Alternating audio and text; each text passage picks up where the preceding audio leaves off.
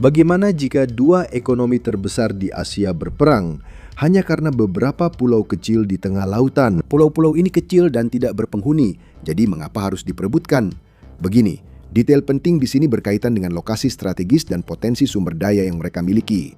Di video ini, kita bahas perseteruan Tiongkok dan Jepang, dua ekonomi terbesar Asia, memperebutkan pulau-pulau ini dan mengapa sengketa ini bisa memicu perang. Di mana pulau-pulau ini dan apa namanya? Namanya sendiri sudah menandai perselisihan ini. Jepang menyebutnya Kepulauan Senkaku, sedangkan Tiongkok menyebutnya Kepulauan Diaoyu. Taiwan bahkan menamai pulau-pulau itu Diaoyu Tai. Pulau-pulau ini berada di Laut Cina Timur, strategis di antara daratan Tiongkok, Jepang, dan Taiwan. Rangkaian pulau ini sendiri terdiri dari 5 pulau tak berpenghuni serta 3 formasi batuan tandus. Ukuran mereka berkisar antara 0,002 km persegi hingga 3,81 km persegi. Mengapa batu-batu kecil tak berpenghuni ini jadi sengketa? Kita akan menelusuri sejarah sengketa ini untuk memahaminya. Selanjutnya kita bahas pengaruhnya pada hubungan Tiongkok-Jepang saat ini dan implikasi geopolitik jika terjadi konflik akibat sengketa ini. Mari kita mulai dengan sejarah restorasi Meiji. Jadi, pada babak sejarah Jepang ini, terjadi kembalinya kekuasaan kekaisaran ke Jepang, serta penggulingan pemerintahan para shogun dan rezim berbasis samurai pada tahun 1868. Pada 1879, pemerintah Jepang pasca restorasi menganeksasi kerajaan Ryukyu. Kerajaan ini terletak di Kepulauan Ryukyu di selatan Jepang, dekat pulau-pulau yang kini dipersengketakan dan disebut Senkaku dalam bahasa Jepang. Kepulauan Ryukyu juga menandai batas pemisah Kekaisaran Qing di Tiongkok. Jadi begitu Jepang mencaplok kerajaan Ryukyu, Kepulauan Senkaku menjadi batas resmi antara Tiongkok dan Jepang di Laut Cina Timur. Kerajaan Ryukyu kemudian dikenal sebagai wilayah prefektur Okinawa dari Kekaisaran Jepang. Pada tahun 1885, Gubernur Prefektur Okinawa meminta pemerintah Kekaisaran Meiji untuk secara resmi menambahkan Kepulauan Senkaku ke Okinawa. Namun pemerintah menolak karena pulau-pulau itu berada di perbatasan Tiongkok dan sudah diberi nama dalam bahasa Tiongkok oleh dinasti Qing, yaitu Diaoyu atau Diaoyao Tai. Periode awal berlangsung damai, pulau-pulau dijadikan batas wilayah sementara. Situasi berubah pada 1894 saat Perang Tiongkok-Jepang pertama pecah. Pada Januari 1895, Jepang mencaplok pulau-pulau tersebut untuk dikelola oleh Okinawa. Jepang membenarkan tindakan ini berdasarkan survei yang telah mereka lakukan sejak tahun 1884 yang menandai pulau-pulau tersebut sebagai tidak berpenghuni dan oleh karena itu dianggap terra nullius atau tanah tak bertuan. Akhirnya, Tiongkok kalah dalam Perang Tiongkok-Jepang pertama. Dan pada tahun 1895, perjanjian Shimonoseki ditandatangani. Perjanjian ini memaksa Tiongkok menyerahkan Taiwan dan pulau-pulau terkait kepada Jepang. Namun hal yang penting di sini adalah perjanjian tersebut tidak secara spesifik menyebutkan pulau-pulau mana saja yang termasuk dalam kelompok itu. Hal ini nantinya akan menjadi poin perdebatan untuk klaim Tiongkok dan Taiwan yang akan kita bahas nanti.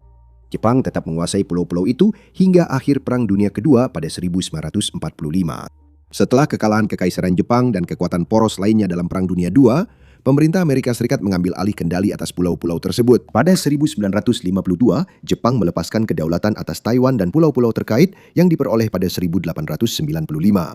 Kepentingan terhadap pulau-pulau itu baru muncul lagi pada akhir 1960-an. Begini, pada tahun 1969, Komisi Ekonomi PBB untuk Asia dan Timur Jauh menemukan potensi cadangan minyak dan gas tepat di lokasi Kepulauan Senkaku berada. Karena itu, Jepang yang kini sekutu barat meminta kendali pulau-pulau itu dari Amerika. Pada 1971, Senat Amerika Serikat mengesahkan perjanjian pengembalian Okinawa. Lalu pada 1972, Amerika Serikat mengembalikan pulau-pulau itu ke Jepang. Jepang mengintegrasikan kembali pulau-pulau itu ke Okinawa. Sebelum 1970-an, Tiongkok dan Taiwan belum mengklaim pulau-pulau ini secara resmi, bahkan memakai nama Jepang di surat kabar dan dokumen pemerintah. Setelah 1945, namun Tiongkok mulai mengklaim pulau-pulau tersebut pada tahun 1971. Tapi, kenapa baru sekarang? Kemungkinan besar karena cadangan minyak potensial yang diidentifikasi oleh PBB pada tahun 1968.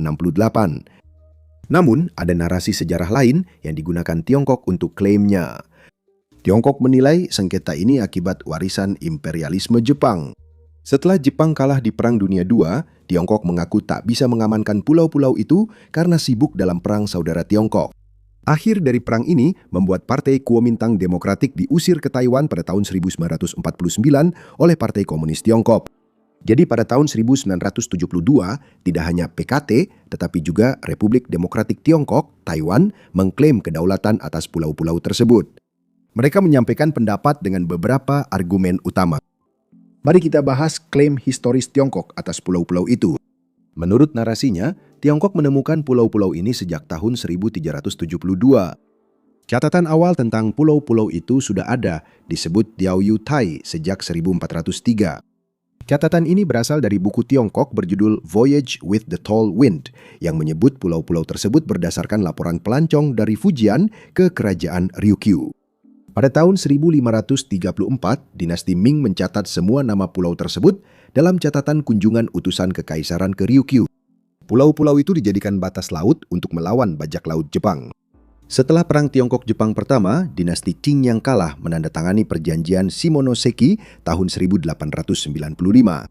Seperti yang sudah kami sebutkan sebelumnya, perjanjian itu tidak secara spesifik menyebutkan pulau-pulau mana saja di samping Taiwan yang akan diberikan kepada Jepang. Tiongkok dan Taiwan memanfaatkan ketidakjelasan serta penolakan Jepang sebelum 1894 untuk mengklaim pulau-pulau itu. Mereka mengklaim Jepang hanya mengambil pulau-pulau itu akibat perang. Mereka menyatakan Jepang memanfaatkan ketidakjelasan perjanjian Shimonoseki untuk merebut pulau-pulau itu. Tiongkok dan Taiwan juga mengklaim bahwa beberapa langkah komersial seperti pada tahun 1896 dan pembelian oleh keluarga Koka pada tahun 1930 hanyalah pengaturan domestik Jepang. Mereka menyatakan langkah-langkah ini tak memengaruhi status hukum pulau-pulau itu. Pada 2012, Tiongkok mengajak Taiwan bekerja sama menyelesaikan sengketa pulau dengan Jepang. Namun, Taiwan menolak, sehingga situasi makin rumit. Perlu dicatat, Tiongkok dan Taiwan sudah memiliki sengketa kedaulatan terkenal atas Pulau Taiwan. Seorang cendekiawan Tiongkok menyatakan kerajaan Ryukyu dulu adalah negara merdeka di luar kekuasaan Kekaisaran Jepang. Sekarang kita telusuri klaim Jepang atas pulau-pulau ini. Klaim ini didasarkan pada sejarah dan hukum internasional. Pemerintah Jepang menegaskan Kepulauan Senkaku sah di bawah kendali Jepang. Jepang menegaskan pulau-pulau itu tak berpenghuni dan tak ada bukti Tiongkok menguasainya sebelum 1895. Cendekiawan Jepang menantang klaim Tiongkok bahwa dinasti Ming pernah menguasai pulau-pulau itu. Mereka memakai catatan tahun 1617 yang menyebut Tiongkok belum menguasai pulau-pulau itu meski sudah memberinya nama. Catatan lain dari dinasti Ming membatasi wilayahnya hanya sampai Pulau Dongyin dan Pulau Liangqiong. Dua pulau ini berjarak sekitar 40 km dari pantai timur daratan utama Tiongkok. Kepulauan Senkaku berada jauh lebih jauh, sekitar 330 km dari pantai Tiongkok. Berdasarkan logika itu, pulau-pulau tersebut jauh dari pengaruh dinasti Ming. Kembali ke langkah-langkah komersial itu, seorang penduduk Okinawa memperoleh hak sewa untuk melakukan kegiatan ekonomi pada tahun 1896. Dia membawa lebih dari 200 pekerja dan mereka memulai berbagai usaha, misalnya penangkapan ikan, peternakan sapi, dan pembangunan dermaga. Fakta pentingnya, pemerintah Meiji memberi izin hukum kepada seseorang untuk memakai pulau-pulau itu, menandakan kendali efektif Jepang atasnya. Jepang menyatakan Tiongkok dan Taiwan baru mengklaim pulau-pulau itu sejak 1972. Ini terjadi setelah PBB menemukan potensi cadangan minyak dan gas di dasar laut dekat pulau itu. Pada dasarnya, sejak tahun 1972, Jepang telah menjalankan kendali administratif langsung atas pulau-pulau tersebut. Mereka membentuk patroli dan menegakkan hukum di sekitar pulau untuk mencegah penangkapan ikan ilegal. Di Pulau Kubu yang dimiliki pribadi, pemerintah memungut pajak dari pemiliknya. Pemerintah mengelola beberapa pulau sebagai tanah negara, seperti Pulau Taisho dan Kepulauan Otosari, serta mendanai penelitian di sana. Pada 1996, saat meratifikasi Konvensi Hukum Laut PBB, Jepang menetapkan zona ekonomi eksklusif di sekitar pulau-pulau itu. Pada 2005, pemerintah Jepang menegaskan kembali kedaulatan atas pulau-pulau tersebut. Pada 2012, Tokyo menasionalisasi pulau-pulau itu. Dengan semua sejarah ini, apa yang dikatakan Amerika Serikat tentang semua ini? Setelah mengembalikan pulau-pulau itu ke Jepang, Amerika Serikat mengakui kontrol administratif Jepang, tapi tidak menyatakan sikap soal kedaulatan pulau-pulau tersebut. Amerika Serikat terus menentang klaim teritorial Tiongkok atas pulau-pulau ini. Perjanjian Keamanan ASEAN Jepang 1960 memasukkan pulau-pulau itu sebagai wilayah Jepang yang bisa dipertahankan sesuai pasal 5. Jadi, bagaimana situasinya sekarang? Hingga 2026 sengketa belum selesai dan ketegangan makin meningkat dalam beberapa tahun terakhir. Misalnya, pada 2025 penjaga pantai Tiongkok berpatroli di pulau-pulau itu hampir setiap hari, yakni 357 hari setahun. Kapal penjaga pantai ini berada hanya 12 mil laut dari perairan teritorial pulau itu. Itu merupakan batas dari zona ekonomi eksklusif Jepang. Ini bertujuan menunjukkan dominasi atas pulau-pulau itu dan mencegah Taiwan mengambil langkah kemerdekaan lebih lanjut. Kuncinya adalah pulau-pulau itu sangat dekat dengan Taiwan. Ini penting karena ketegangan antara Beijing dan Tokyo. PM Jepang Sanae Takaichi menyatakan Jepang mungkin campur tangan jika Tiongkok menyerang Taiwan. Dalam 5 tahun terakhir, Tiongkok melakukan sekitar 100 patroli tiap tahun di sekitar pulau-pulau itu. Beijing telah mengerahkan lebih dari 500.000 kapal dan 6.000 pesawat di sekitar pulau tersebut. Kapal patroli ini juga sangat besar. Dari tahun 2019 hingga 2025, ukuran kapal meningkat 2 kali lipat. Pada tahun 2025, 22 dari kapal Tiongkok yang diamati memiliki bobot lebih dari 3.000 ton. 8 diantaranya memiliki bobot lebih dari 5.000 ton dan 2 kapal memiliki bobot lebih dari 10.000 ton. Mereka dipersenjatai dengan baik, beberapa memiliki meriam kapal kaliber 76 mm. Ini menunjukkan peningkatan aktivitas penjaga pantai dan Angkatan Laut Tiongkok di Laut Cina Timur. Reuters menyebut ini bagian strategi Beijing menegaskan dominasinya di kawasan. Peningkatan aktivitas patroli Tiongkok ini mengkhawatirkan karena melanggar hukum internasional. Anda lihat, hanya negara pengklaim yang dapat melakukan aktivitas penegakan hukum di dalam ZEE-nya. Beberapa konfrontasi terjadi terkait pulau-pulau itu dalam 15 tahun terakhir. Pada 2010, kapal nelayan Tiongkok bertabrakan dengan kapal Jepang di dekat sana. Penjaga pantai Jepang menahan kapten kapal, memicu krisis diplomatik. Pada 2012, pemerintah Jepang membeli beberapa pulau itu. Sebelumnya, pulau-pulau ini milik pribadi warga Jepang. Tiongkok merespons dengan mengirim kapal patroli. Pada Desember 2025, Tiongkok dan Jepang saling mengklaim telah mengusir kapal lawan dari perairan terdekat. Begini, di satu sisi, Tiongkok mengatakan mereka telah mengusir kapal penangkap ikan Jepang ilegal. Jepang menyatakan telah menangkap dan mengusir 2 kapal penjaga pantai Tiongkok yang mendekati kapal penangkap ikan ini. Pada Desember 2025, Perdana Menteri Takaichi mengambil langkah berani dengan mengumumkan Jepang akan mengerahkan kapal patroli lebih besar di sekitar pulau-pulau itu tahun ini. Jepang juga menyiapkan strategi pertahanan dengan sekutu utama di Indo-Pasifik seperti Amerika Serikat, Korea Selatan, Australia, dan India. Tiongkok menolak komentar Perdana Menteri Jepang soal Taiwan dan peningkatan anggaran pertahanan.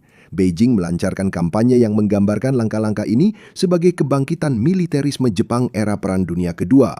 Setiap kesalahan bisa memicu konflik antara 2 kekuatan Asia. Kampanye Tiongkok juga berupaya mengurangi pariwisata ke Jepang. Beijing juga berencana meningkatkan patroli di dalam dan sekitar Okinawa, termasuk pulau-pulau tersebut. Ketegangan seputar Kepulauan Senkaku atau Diaoyu sangat tinggi. Ada satu pulau kecil lain yang juga terjebak dalam konflik Tiongkok dan Jepang, yaitu Yonaguni, pulau terpencil di titik barat Jepang. Pulau ini sangat dekat dengan Taiwan, sekitar 70 mil dari pantai timurnya. Hal ini menempatkannya di garis depan perseteruan antara Tiongkok dan Jepang. Kepulauan Senkaku juga dekat, sekitar 80 mil laut utara-barat laut Yonaguni. Jepang baru-baru ini memperkuat pulau itu dan menjadikannya pos militer.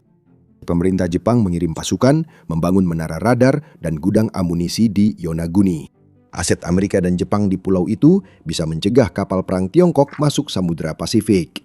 Tiongkok baru-baru ini latihan militer dengan peluru tajam di sekitar Taiwan. Ini adalah unjuk kekuatan militer dan Angkatan Udara Tiongkok dengan banyak aktivitas dekat Yonaguni. Pulau ini dan Kepulauan Senkaku mengingatkan bahwa keamanan Jepang sangat terkait dengan keamanan Taiwan. Jepang segera merespons ancaman ini dengan berencana menaikkan belanja militernya menjadi 2% dari PDB pada musim semi, 2 tahun lebih awal dari jadwal. Di Yonaguni, Jepang akan menempatkan rudal anti pesawat jarak menengah untuk mencegah serangan dari Tiongkok.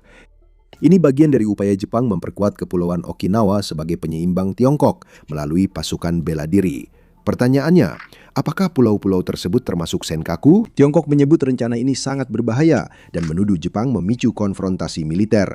Meski begitu, Jepang tetap ingin mempersenjatai pulau perbatasannya. Rencana lain adalah membangun tempat perlindungan bawah tanah di seluruh kepulauan Okinawa yang bisa menampung lebih dari 200 orang. Pejabat Jepang mengadakan latihan evakuasi dan mempersiapkan warga menerima pengungsi Taiwan. Tetapi penduduk Yonaguni kurang senang dengan militerisasi pulau. Apakah itu benar atau tidak, masih harus dilihat. Semua ini menunjukkan bagaimana bahkan pulau-pulau terkecil pun bisa memiliki implikasi geopolitik yang sangat besar. Keamanan Jepang bergantung pada kelangsungan pulau-pulau ini. Jika Jepang memutuskan untuk mempersenjatai kepulauan Senkaku yang tidak berpenghuni, hal itu bisa menjadi bencana bagi upaya diplomatik apapun untuk menyelesaikan sengketa kedaulatan atas kepulauan itu. Satu langkah salah di Yonaguni dapat memicu perang Tiongkok-Jepang. Pulau-pulau ini menunjukkan rapuhnya keseimbangan geopolitik Asia Pasifik. Itulah mengapa perdamaian dan stabilitas sangat penting untuk mencegah skenario katastrofik.